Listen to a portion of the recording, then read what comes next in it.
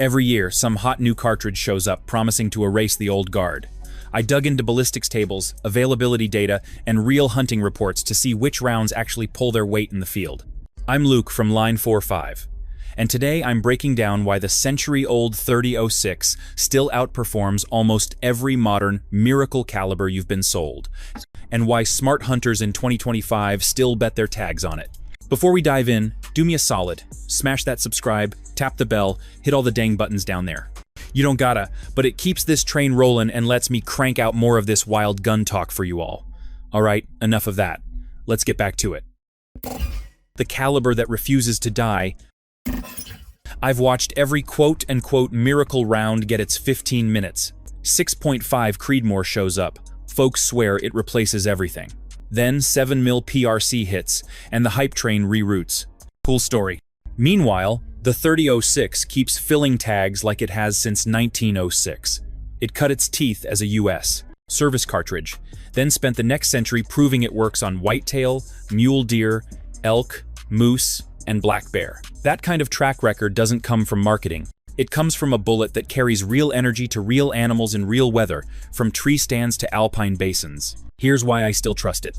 With common factory loads in the 150 to 180 grain range, you're looking at roughly 2,700 to 2,900 feet per second and near or over 2,900 foot-pounds at the muzzle.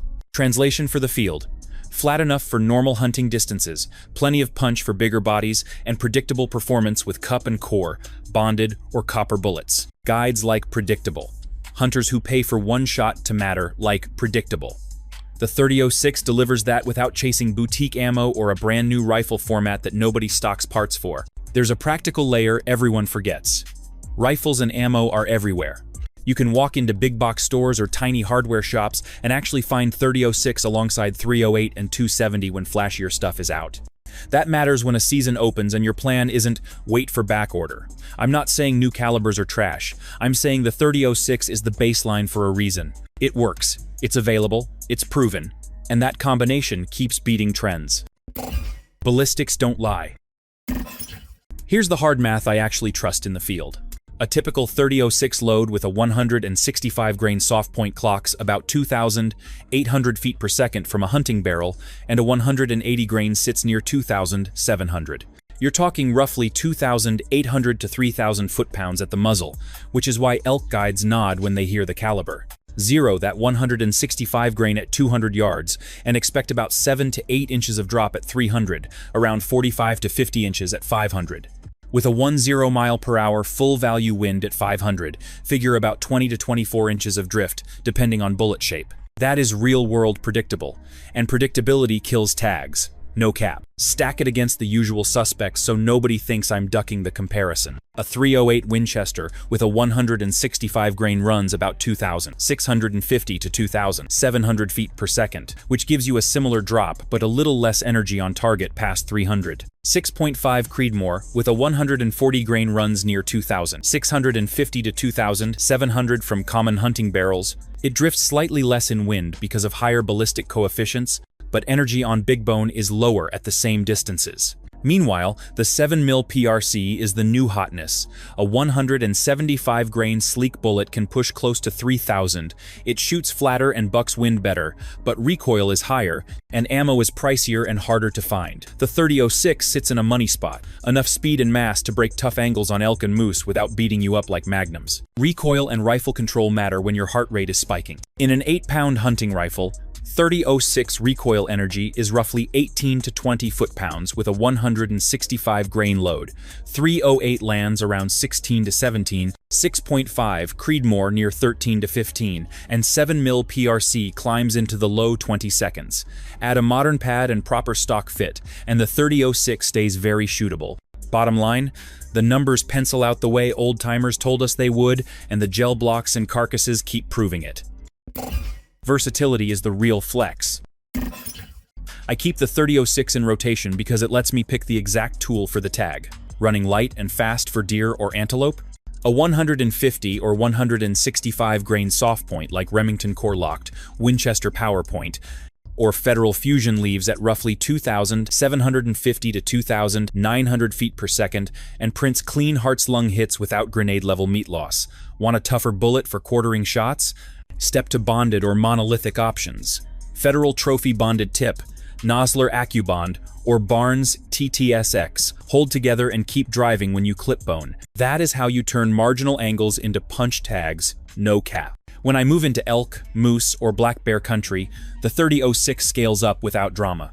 A 180 grain partition or 178 to 180 grain bonded or copper load carries a sectional density around 0.271 and ballistic coefficients in the 0.45 to 0.55 band, depending on the bullet. That combo keeps energy on target past 300 and tracks straight through the heavy shoulder and rib. If I expect deep raking shots on big animals, 200 or 220 grain factory loads exist from Nosler, Federal, and others, pushing sectional density to about 0.301 for serious penetration. Most 30-06 rifles use a 1-in-1-0 twist, which stabilizes those heavies reliably. The cartridge also plays nice with modern hunting tech. Copper loads like Barnes TTSX or Hornady CX meet state lead restrictions and still expand at common 30-06 impact speeds. Precision-leaning bullets like Hornady ELDX or Nosler AccuBond Long Range give you sleeker profiles for wind and drop without forcing you into a boutique Magnum. You can zero a 165 at 200 and run a simple hold to 300 on deer, then swap to a 180 bonded before an elk trip and keep your dope changes modest. Bet your logistics brain appreciates that. Ammo sourcing is straightforward. Every big brand catalogs multiple 30-06 stock-keeping units across cup and core, bonded, copper, and match. If you reload, the bullet aisle is stacked from 125 to 220 grains. One rifle, many rolls, zero excuses. Ammo you can actually find. Here's where the 30-06 wins real hunts. When shelves got weird after 2020, I could still walk into big box stores and mom and pop shops and see stacks of 30-06 next to 308 and 270 while the trendy stuff sat on backorder. Every major maker keeps multiple 30-06 stock keeping units in steady rotation because the user base is massive. You'll see common soft points like Remington Core-Locked 150 and 180, Federal PowerShock 150 and 180, Winchester Super X 150 and 180, and Hornady American Whitetail 150. Need better construction for tougher shots?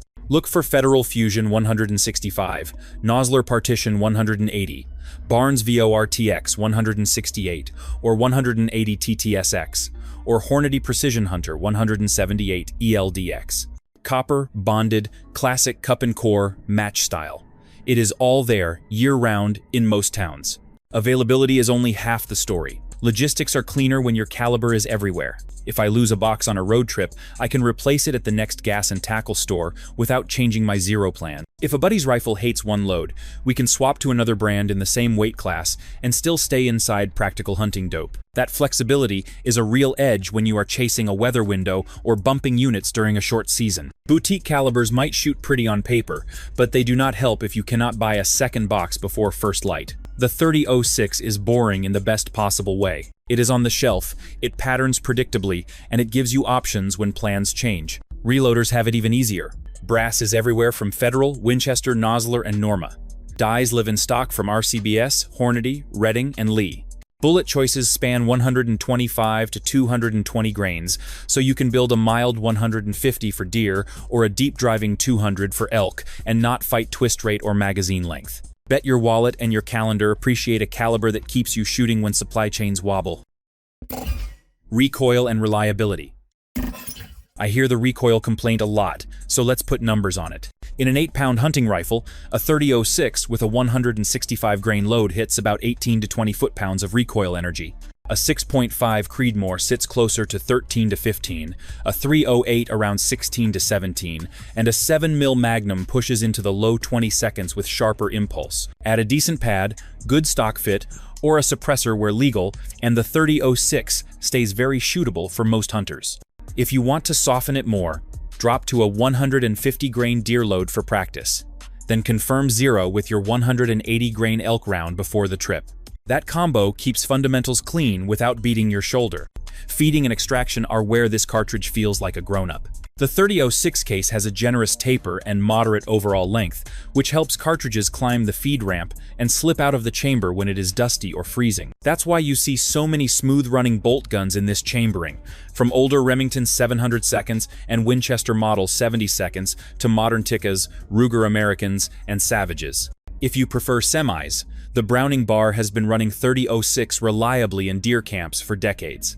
Cold mornings, dirty mags, a little pine needle grit in the action, the cartridge geometry still plays nice. Shootability is the last piece that decides tags. The 3006 balances rifle, weight, recoil, and downrange authority so you can spot your own hits and send a follow-up if you need it. Modern bonded and copper bullets open reliably at common 3006 impact speeds, which keeps terminal performance consistent from tree stand ranges out to practical western distances. Bet your groups tighten when you can actually run the gun without flinch creeping in. The king isn't going anywhere. So yeah, here's where I land after running the numbers and the miles. The 3006 has been putting meat in freezers since 1906, and it's still the benchmark. Bullet weights span roughly 125 to 220 grains, so I can tune the rifle for antelope, whitetail, elk, moose, or black bear without switching platforms. A 165 leaves around 2,800 feet per second. A 180 is closer to 2,700, and you're working with about 2,800 to 3,000 foot-pounds at the muzzle. Sectional density on a 180 sits near 0.271, and the heavy 200 to 220 class pushes into the 0.3 seconds for deep, straight-line penetration. That's why guides nod when you say 3006. It carries authority across common hunting distances and handles quartering shots with the right bullet construction. Bet. Practical matters seal it. Factory ammo is everywhere, in both classic cup and core and modern bonded or all-copper loads, so lead-restricted zones are a non-issue. Brass, dies, and bullets are on every shelf for reloaders. Rifles run the gamut from budget Ruger American and Savage to Tikka, Winchester Model 70, and classic 700 seconds, and they feed slick because the case geometry just works in the cold and the dirt. Recoil is manageable in a normal 8-pound setup with a decent pad, and a suppressor or brake tames it even more, where legal. I can zero a 165 at 200, hold mid-back at 300 on deer, then swap to a 180 bonded for elk and keep dope changes simple. That's adult logistics, not gear FOMO. So here's my call to action if you're setting up for 2025. If you own a 3006, keep it, confirm your zero, and pick a load matched to your tag and terrain. If you're shopping, grab a solid bolt gun.